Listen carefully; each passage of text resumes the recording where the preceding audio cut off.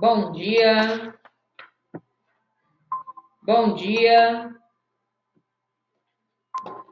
bom dia, bom dia. Bom dia, primeiro ano. Página 20, caderno de atividades. Bom dia, Arthur, meu bem. Bom dia. Página 20, caderno de atividades.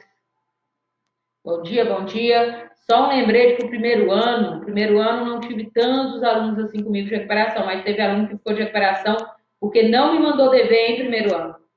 Prestar atenção nas atividades que são passadas. Bom dia, Micael, meu bem. Página 20, caderno de atividades, tá? Por favor. Ah, bom dia, Beatriz. Página 20, caderno de atividades. Hoje nós vamos estar corrigindo o caderno de atividades do capítulo 6, hoje e amanhã, tá? Nós vamos ter hoje e amanhã para estarmos corrigindo o caderno de atividades, capítulo 6. Bom dia, Beatriz. Bom dia, caderno de atividades, página 20. Bom dia, Cibele. Caderno de atividades, Laura. Caderno de atividades, página 20. Bom dia, bom dia. Bom dia, João Vitor. Página 20, caderno de atividades. Bom dia, página 20. Coloquem aí, hoje nós vamos começar a corrigir o caderno de atividades, página 20. Vamos terminar amanhã. Ok? Esperar mais um minutinho aí, para ver se mais colegas entram em sala, para darmos início à nossa aula. Bom? Darmos início aí à nossa aula. Então, página 20, caderno de atividades. Então, nós vamos começar a corrigir o caderno hoje, vamos terminar amanhã. Nossa aula de amanhã, no segundo horário, estaremos finalizando o caderno de atividades.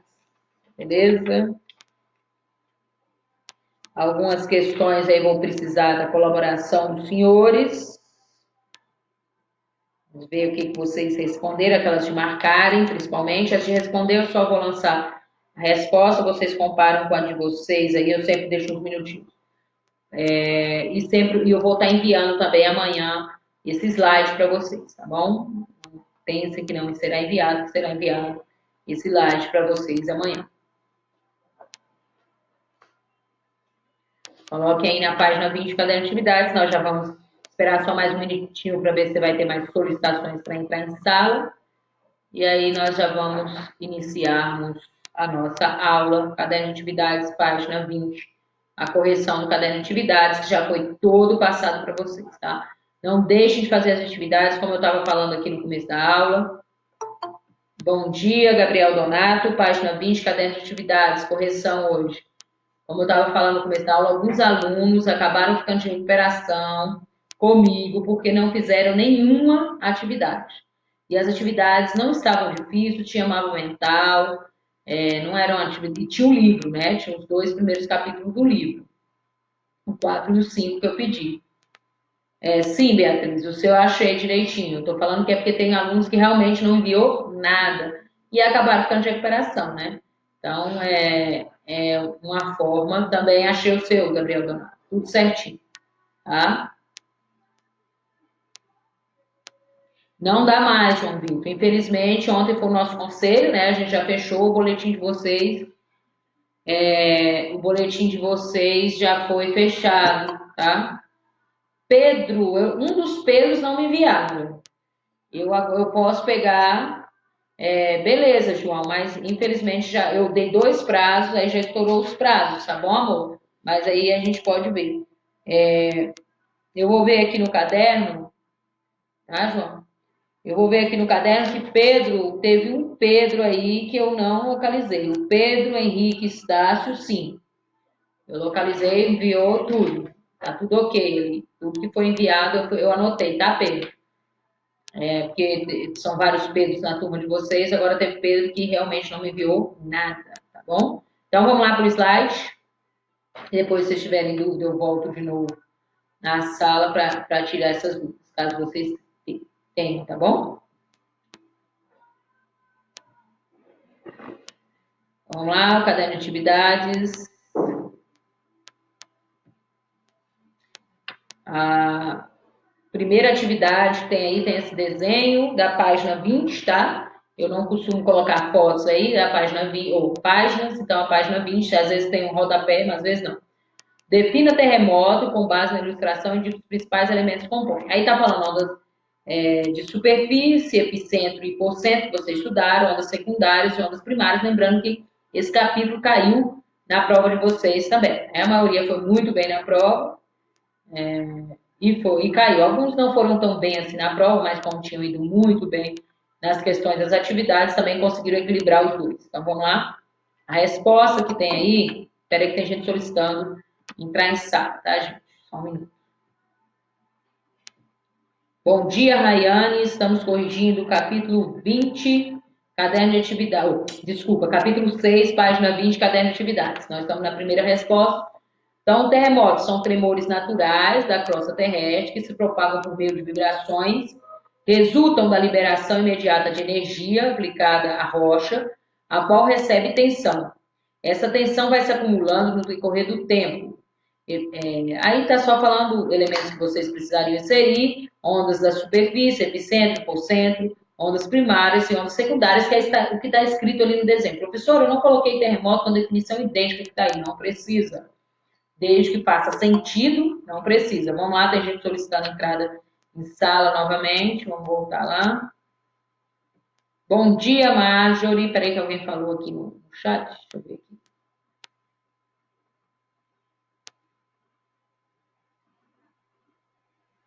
Sim, Letícia, visualizei tudo, tá? Tudo que me enviaram aí. Quem me enviou, eu visualizei. Não sei se mandou o primeiro errado, mas a maioria de vocês, teve bastante gente que enviou. O primeiro ano foi uma das turmas que mais me enviaram atividades.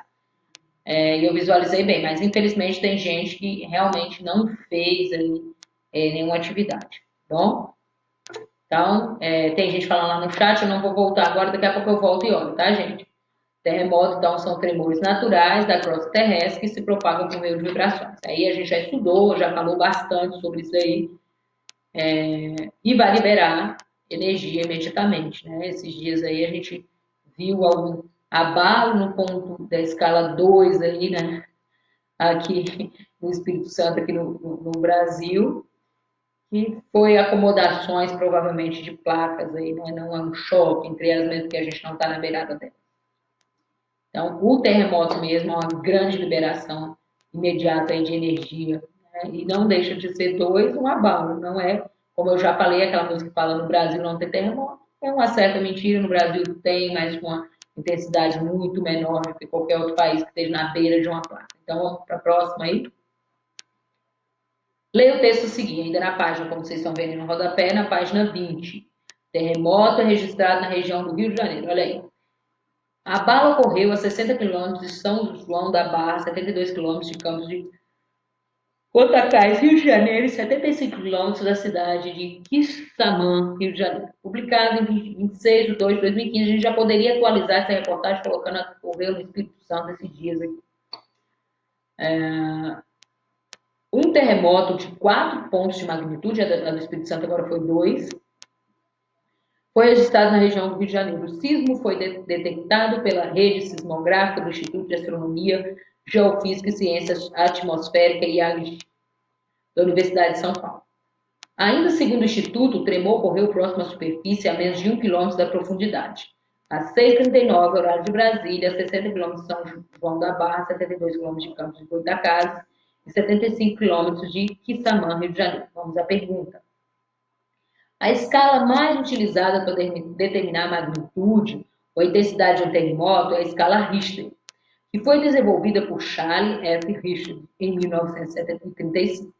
Escrita em graus, ela começa em 1 e cada grau tem uma intensidade 10 vezes maior do que a anterior. O tremor do Rio de Janeiro foi de quantos graus na escala Richter? Nossa, é muito difícil essa pergunta. 4 graus. Quem não acertou essa, realmente eu dou razão. É muito difícil. Que pergunta difícil, gente. Meu Deus, realmente. Quem não acertou, eu dou todo o apoio, porque realmente era muito complexa essa resposta, tá? B. No estando Não estando o Brasil em uma área limítrofe entre placas, que explicação científica podemos fornecer para justificar a ocorrência de tal tremor? Agora sim, vamos lá. Um tremor não ocorre apenas nos limites de placas, tanto é que no Brasil esses dias a gente teve, de novo, a litosfera terrestre está em permanente dinâmica e sob a atuação de diversas forças tectônicas. E vocês já viram isso esse bimestre, sísmicas. Quando submetidas à pressão, deslocamento lateral, vertical, lembra? Elas vão se deslocar aí, né, verticalmente, horizontalmente, as placas tendem a recomodar-se, provocando as balas sísmicas. Né? Eu falei para vocês, a acomodação das placas geralmente provocam aí os nossos terremotos brasileiros. Caso queira aprofundar o assunto, os alunos aí estão falando, citar ocorrentes de fatores diferentes de associação às atividades humanas, como explosões e pedreiras, também poderia ser isso. Tanto é que quando eu li, ou leram para mim, enfim, a reportagem do abalo no Espírito Santo, a primeira coisa que eu falei, pode ter havido alguma explosão, alguém está explodindo alguma mina e pode ter provocado esse abalo. Não, mas depois foi provado que realmente são acomodações de placa tectônica que acabou provocando esse grande abalo aí de 2,0 graus na escala Richter aqui no caso do Sudeste que eu estou falando, no Sudeste, ou melhor, no Espírito Santo que eu estou falando, aí no de vocês é 4,0. Então, assim, muito difícil para nós brasileiros. Então, eu vou deixar aí um pouquinho para quem quiser lembrar aí o que ocorre, vocês já estudaram, né? O afastamento, o choque das placas, tá bom? Tem inclusive nomes, né? Esses afastamentos, esses choques. Quem não lembra, tem que lembrar.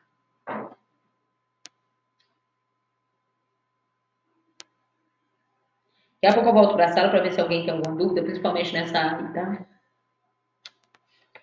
O Osgano ficou com muita dúvida. Muita dúvida. Essa, lembra aquela pergunta na prova que a gente faz para vocês não tirar zero? É exatamente essa aí. É aquela pergunta que o livro faz para você acertar e não ficar tão frustrado que não acertou nenhuma. Pelo menos uma você vai acertar. Acredito eu. Mas eu já disse, quem errou, eu dou toda a força, porque realmente era muito complexo. Vamos lá, vamos para a próxima aí. O mapa a seguir, essa daí é ainda a página 21 já, né? A gente já está na 21. Mostra o epicentro do terremoto que gerou o epicentro. Aquele que é acima do subsolo, não é o hipocentro, que é onde começa. Então, você já tem que saber diferenciar esses nomes. Gerou tsunami na região do Oceano Índico, inclusive que tem filme sobre, em 2004. Sabe que os terremotos são tremores naturais, inclusive foi a nossa resposta lá da primeira pergunta, da crosta terrestre, que propagam por meio de vibrações, as quais podem ser percebidas diretamente com os sentidos ou por meio de instrumentos.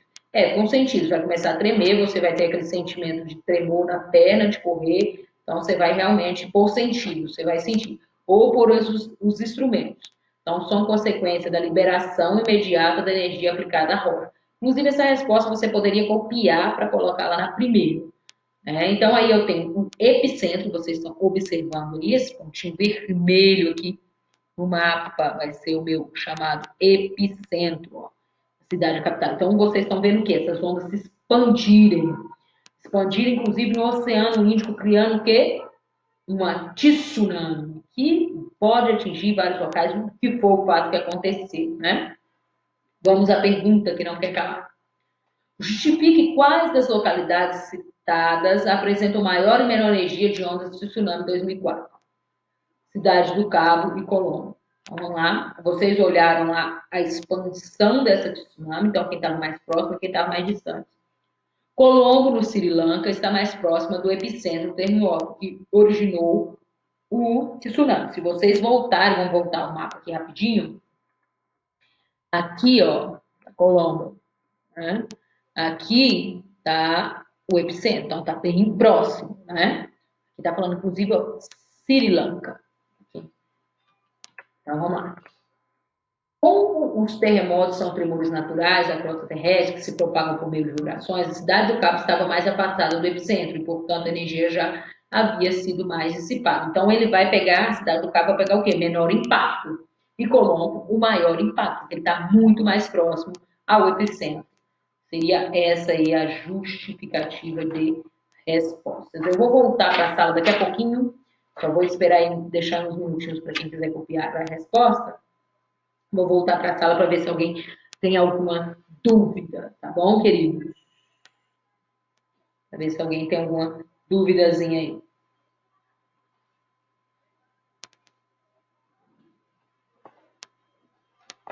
Nós vamos fazer tudo com muita calma, carinho e amor, mesmo porque amanhã nós vamos continuar no caderno de atividades, né?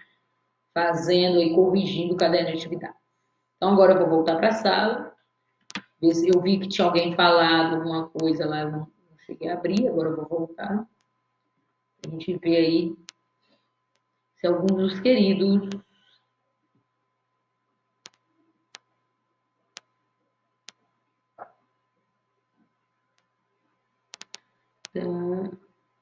isso, Micael, isso. É esse e-mail mesmo e foi recebido as suas atividades também, Micael. Vocês estão de parabéns. A maioria de vocês enviaram tudo, tá bom? Lembrem-se que eu dei 2 prazos para se enviar, tá? As notas de vocês já estão fechadas, onde já foi o conselho, enfim. Depois vão ser divulgadas aí as notas. Então vamos voltar lá para o slide.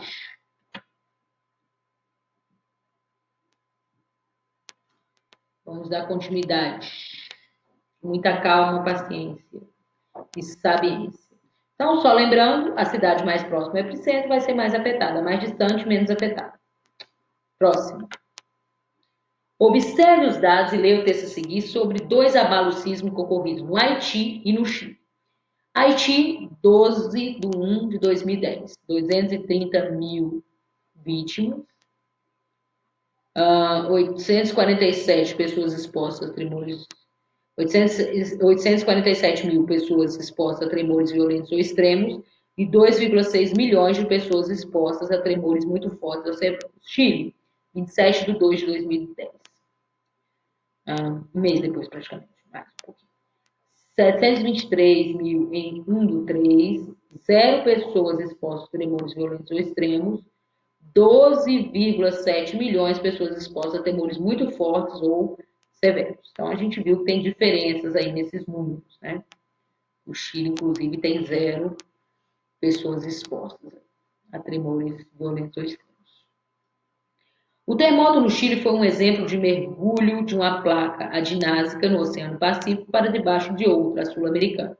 O terremoto no Haiti foi um deslizamento lateral entre as placas, a caribenha e a norte-americana, em uma fronteira conhecida como Zona da Falha Erinquino Plantain Garden, que ótimo em inglês. Além disso, no caso do abalo no Chile, apesar de ter magnitude extrema 8,8, seu epicentro foi no mar, a 35 quilômetros de profundidade. O do Haiti, com magnitude 7, foi a 10 quilômetros da superfície. Hipocentro é o ponto de ruptura inicial, também chamado de foco do tremor, ou onde o início do terremoto aconteceu mesmo. Epicentro é a projeção do hipocentro na superfície, né? Então, aí dá toda uma explicação falando que um aconteceu mais profundamente, embora foi mais intenso, e a outra foi mais raso, foi mais próximo à superfície, embora seja de 7. Tá bom? Então, vamos lá à pergunta que não quer calar. Reflita sobre possíveis fatores associados ao fato de haver maior número de mortes no Haiti do que o Chile. Então, a primeira coisa, eu tenho que pensar no terremoto. Segunda coisa, eu tenho que pensar em infraestruturas. Terceira coisa, eu tenho que pensar onde foi esse porcento, onde foi o epicentro. São coisas que vocês têm que pensar para conseguir explicar. Então, minha resposta aí vai ser longa. Belo texto. Apesar de o abalo no Haiti estar associado a maior magnitude, o hipocentro ocorreu mais próximo da superfície do que no Chile. Ou seja, a energia das ondas de choque foi maior no Haiti. O Haiti também é um caso no qual a fragilidade da infraestrutura e a ausência de planos pré-estabelecidos de ação que envolvem as autoridades e a população, além da própria ineficiência dos serviços essenciais, bombeiros, hospitais, defensivos, etc., justifica o maior número de mortos. Já o Chile apresenta o que se chama de cultura sísmica, isto é, desde cedo a população aprende como agir na hora do terremoto. Além disso, há investimentos em comunicação e prevenção, com a construção de prédios altíssimos, altitudes que minimizam o número de mortos em um evento de grande magnitude.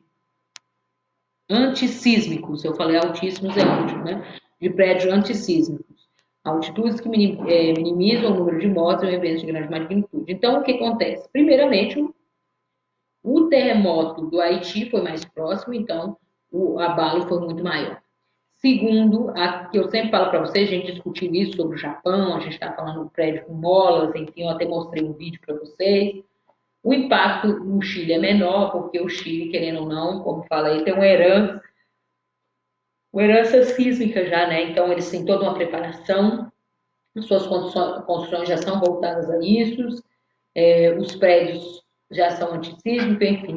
Há toda uma infraestrutura que no Haiti a gente já cansou de falar que o Haiti é um país extremamente pobre, que sofreu com guerras civis, com invasões, né, dos Estados Unidos, entre outros países, com um ditador chamado Papadop, que ficou no poder durante muito tempo, e que praticamente limpou os cofres ali e impôs à população muita miséria. Então, o Haiti é muito complicado. É muito complicado quando o país começa a construir por um lado, ou uma catástrofe natural, ou mesmo uma questão política acontece e esse país nunca consegue se reerguer. Tudo isso vai do reflexo, além do próprio reflexo natural do terremoto ali ter sido mais forte o impacto do que no Chile. Então tem todas essas somatórias aí. Eu vou deixar aí um pouquinho para que vocês possam estar copiando. Isso porque não temos pressa. Eu vou deixar aí um pouquinho para vocês. Quem errou possa estar copiando, quem acertou possa estar observando o seu acerto lindamente, e quem não fez, que esteja fazendo. Então, vamos lá, vamos copiar essa daí.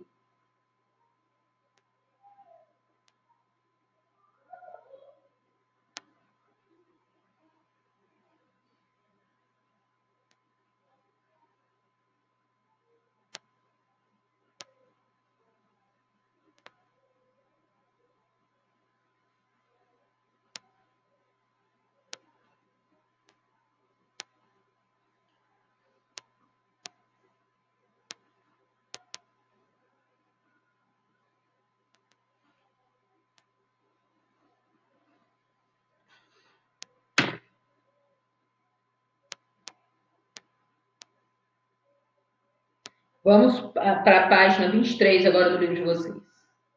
Observe a imagem de um evento natural ocorrido na cidade de Hiroshima, Japão, em 2014. Então, aí vocês estão vendo as casinhas lá devastadas, o solo ali, né? Provavelmente com alguma erosão. Que tipo de movimento de massa a imagem apresenta? Justifica um fator potencializador da ocorrência desse evento. Vamos lá? Um escoamento. O que a gente vê? A gente vê aqui o solo, provavelmente com erosão, fazendo com que há um escoamento aqui, né? Que é um movimento de massa com propriedades de fluido, lento ou rápido, corrida, a ocupação em áreas inclinadas, contabiliza a ocorrência desse evento. Então, aqui provavelmente é uma área inclinada, uma área de morro, no qual eu vou ter um deslizamento, porque provavelmente retirada de vegetação. Tanto é que nessa parte que eu tenho mais vegetação, a gente não vê esse escorregamento aí, escoamento. A gente vê exatamente nessa área onde não há vegetação, né? Então, é basicamente isso daí.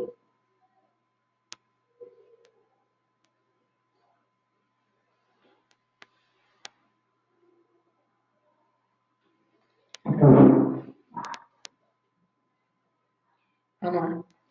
Continuando.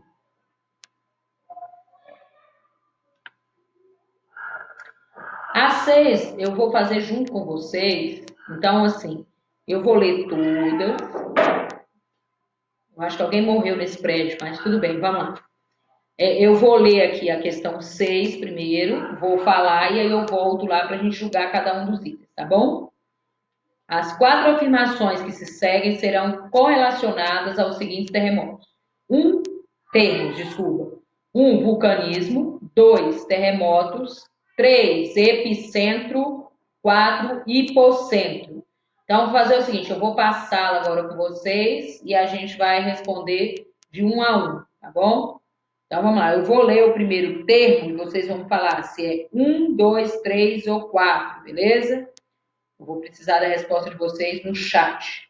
Os movimentos de placas geram vibrações que podem ocorrer no contato entre duas placas, caso mais frequente, ou no interior de uma delas.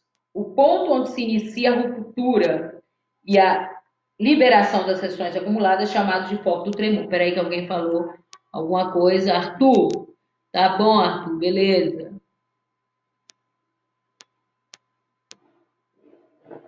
Beleza, Arthur, vai lá, bom almoço. Então vamos lá, gente.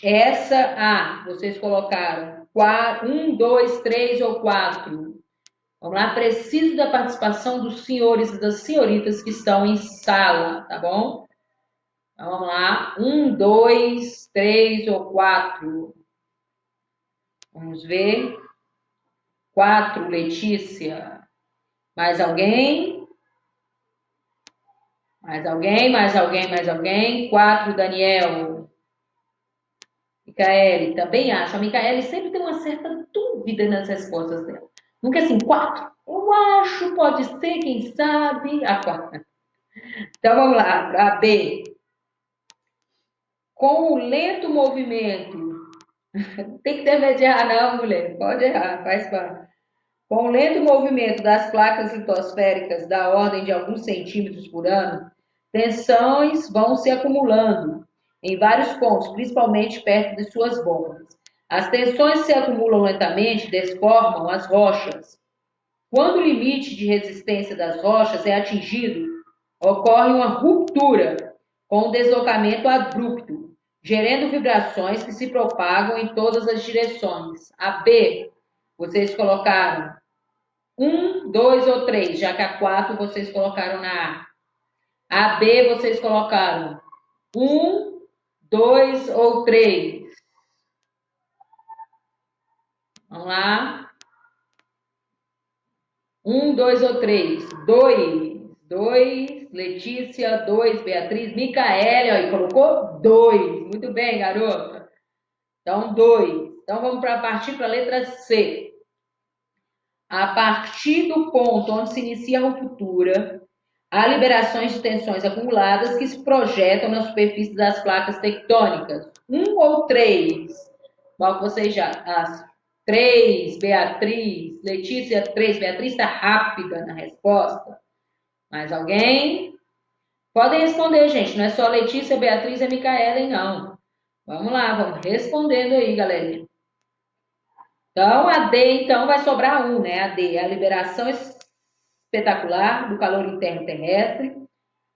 Cibele 3 também. Acumulado através dos tempos, sendo considerado fonte de observação científica das entranhas da Terra, uma vez que as lavas, os gases e as cinzas fornecem. Não entendi muito bem, talvez não, que você respondeu aí, Daniel, né? Ah, tá, você já está colocando a resposta lá embaixo. Calma, meu filho. Fornece novos conhecimentos de como os minerais são formados. Esse luxo de calor é componente essencial na dinâmica de criação e destruição da crosta, tendo papel essencial desde os primórdios. Letra E, né? Que vocês colocaram, vocês estão bem apressados, já vocês estão com fome, estão correndo na resposta. Vamos lá ver. Então vamos ver se os senhores e as senhoras acertaram. Daniel já se adiantou. -se. Beatriz, eu vi que no final você jogou logo aí a E correndo. Então não seria a A e a B. Não seria a C e a D, então seria a letra E. Muito bem, espetaculares, queridos. Aqui nesse prédio existem umas crianças que elas morrem todo dia e ressuscitam à tarde, tá? Então, não liguem para o barulho. Então, vamos lá. 7. O mapa a seguir informa os locais com maiores e menores riscos de ocorrência de movimento de massa no Brasil.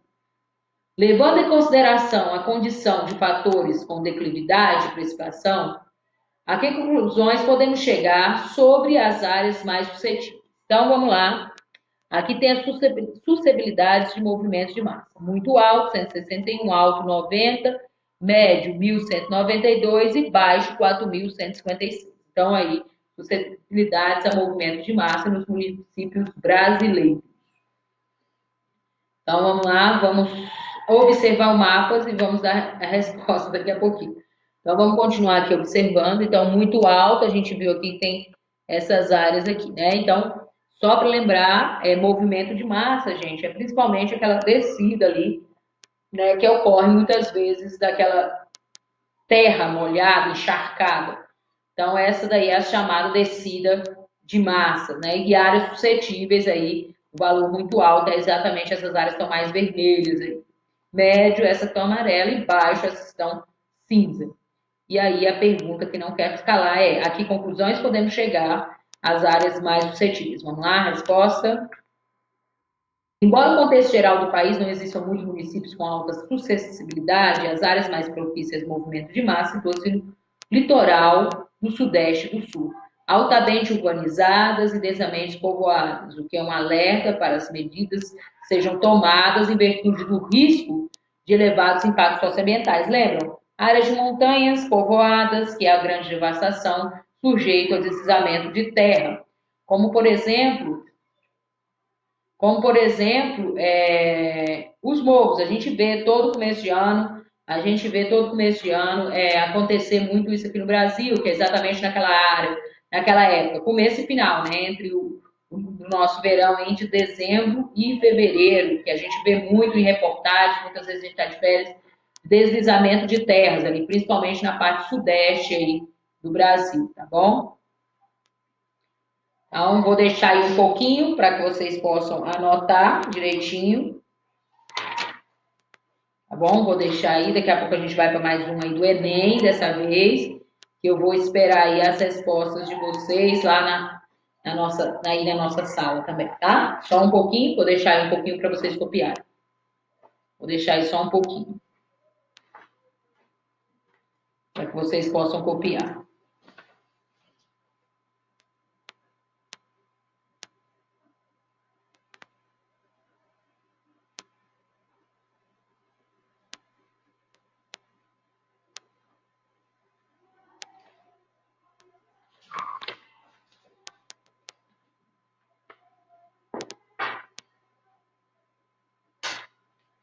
Então, vamos lá.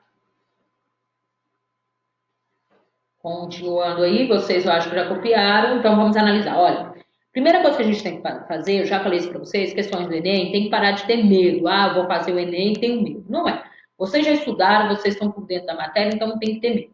Primeira coisa, a gente vê o quê? Uma declividade desse terreno, né? Um terreno aí que eu tenho declividade. A gente vê ali algumas áreas com pouca vegetação, algumas com mais vegetação.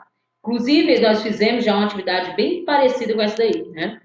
E aí tem o nível da água, mostrando aqui logo de lado, né? A gente tem sulcos ou rabinas, que são exatamente a erosão, né? Que a gente sabe que são chamados sulcos, aquela que já não está tão profunda, mas já está se aprofundando, e as rabinas, aquela que praticamente não tem reversão. Depois tem a zona temporariamente encharcada e a chamada bossoroca, que não vai ser a bossoroca, mas vai ser uma área também de erosão. Né? Então, essa figura era a figura que vocês teriam que analisar para estar respondendo essa questão, tá bom? Então vamos lá, vamos para a pergunta. A pergunta é o seguinte: eu vou para a sala daqui a pouco, tá? O esquema representa o processo de erosão em costas. Isso daí a gente observou, não precisava nem de falar, só de olhar ali, vocês observam que a erosão encosta. Que prática realizada por um agricultor pode resultar em aceleração desse processo. Então, vou voltar para a sala com vocês, para vocês irem respondendo junto comigo, tá? Então, vamos lá, vamos voltar para a sala.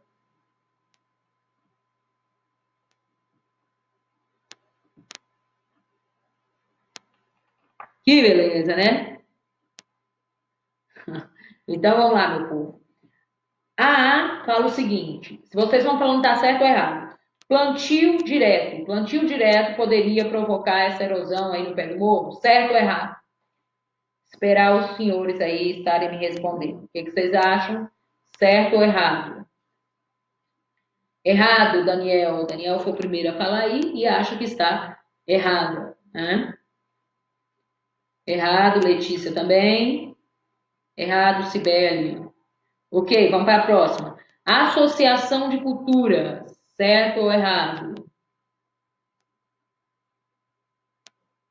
Associação de culturas, errado, Letícia. Daniel, errado. Micaela, errado. Ok. Implantação de curva de nível. Implantação de curva de nível. Daniel, errado. Letícia, errado. Ótimo.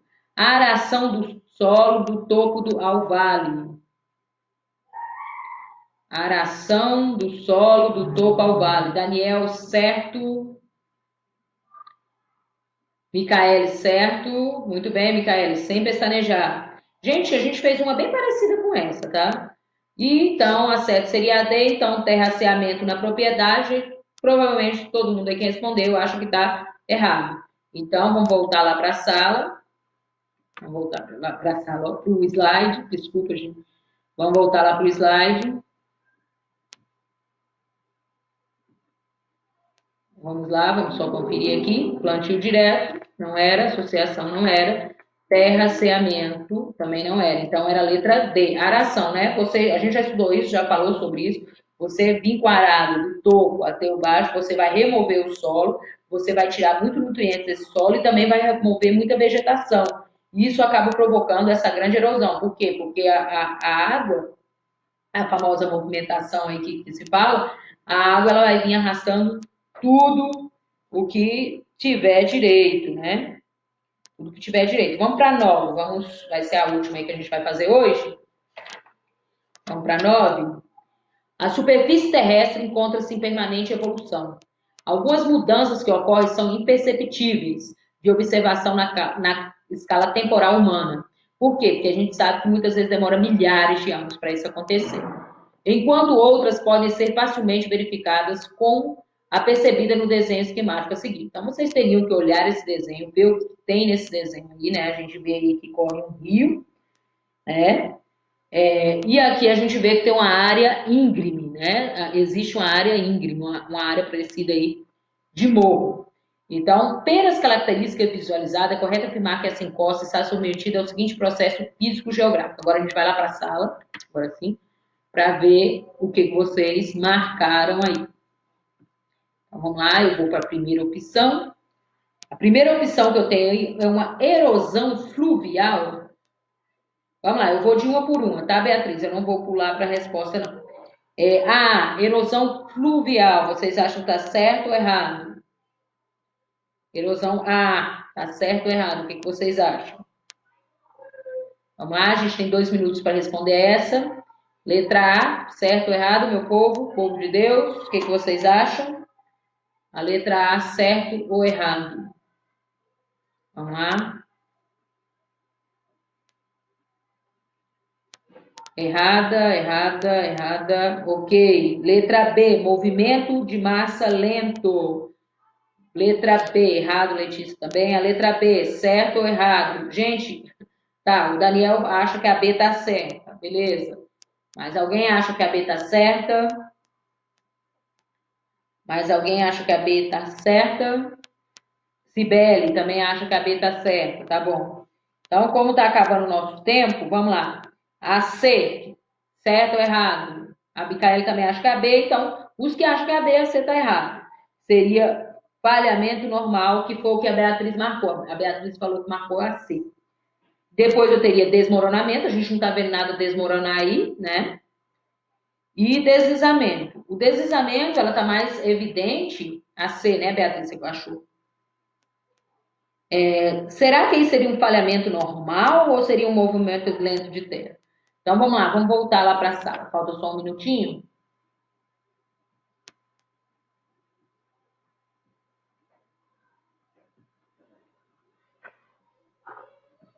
Então vamos lá, a erosão fluvial não seria dos rios aí, seria um movimento de massa lento, tá, Beatriz? Por quê? Porque na verdade ela está movimentando muito lentamente, porque eu ainda tenho uma certa vegetação aí, né? Eu tenho uma área também ali cercada. Não seria um falhamento normal. O falhamento normal ele não teria nenhum tipo de construção. Seria um deslizamento, no qual eu teria bastante vegetação, e um pequeno deslizamento. Aí seria um falhamento normal. Vamos voltar para a sala para me despedir de vocês. Querido, Tenham um bom almoço todos, tá? Desculpa aí qualquer coisa, algum barulho interno, caso tenha atrapalhado vocês, mas eu acredito que não. Até a próxima aula. Amanhã teremos a nossa próxima aula e vamos encerrar a correção do capítulo, tá bom? Beijo, dentistas. Até mais. Bom almoço. Tchau, gente. Por nada.